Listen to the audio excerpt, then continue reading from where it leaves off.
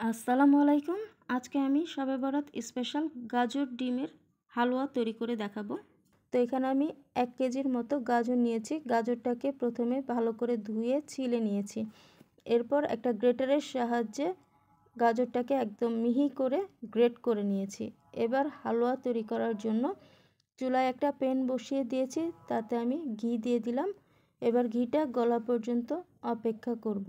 আর এই হালুয়াটা তৈরি করার সময় অবশ্যই ঘি দেওয়ারই চেষ্টা করবেন।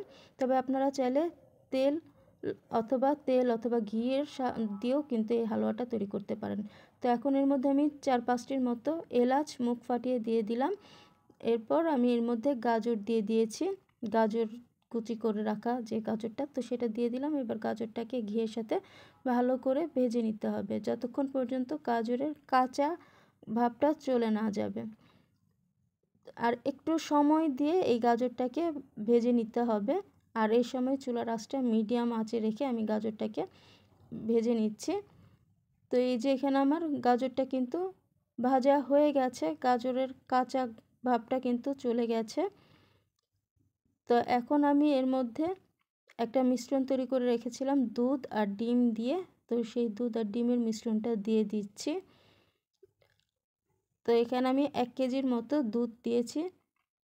এবার এই দুধ আর ডিমের মিশ্রণে গাজরটাকে ভালো করে নেড়েচেড়ে মিশিয়ে নিচ্ছে। আর এই দুধটা যতক্ষণ পর্যন্ত না শুকাবে ততক্ষণ পর্যন্ত এটাকে জাল করতে হবে। তো এই যে এই পর্যায়ে কিন্তু দুধটা অনেকটাই কমে এসেছে। তো এর মধ্যে কিন্তু গাজরটাও সেদ্ধ হয়ে গেছে। তো এখন আমি এর মধ্যে চিনি দিয়ে দিচ্ছি। তো আমি এখানে প্রথমে 1 কাপের মতো চিনি দিচ্ছি।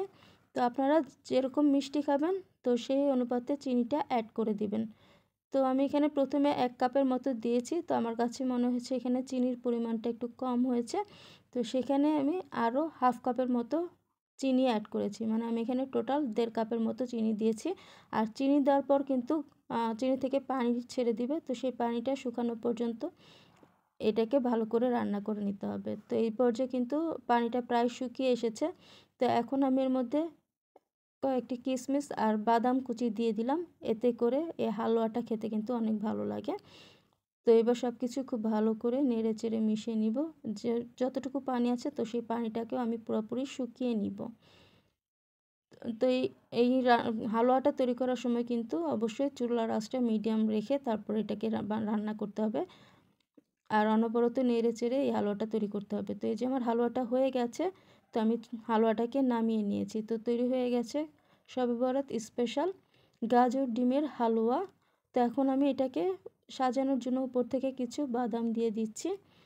তো এই হালুয়াটা কিন্তু খেতে খুবই মজা হয়। তো আপনারা চাইলে এটা ডেজার্ট হিসেবেও খেতে পারেন। তো আশা করছি আমার আজকের এই রেসিপিটি আপনারা অবশ্যই বাসায় একবার তৈরি করে খেয়ে দেখবেন। আশা করছি আপনাদের ভালো লাগবে। যদি ভালো লাগে তাহলে অবশ্যই আপনার ফ্রেন্ডস অ্যান্ড ফ্যামিলির সাথে শেয়ার করবেন। তাহলে আজকে এই পর্যন্ত, সবাই ভালো থাকবেন। আল্লাহ হাফেজ।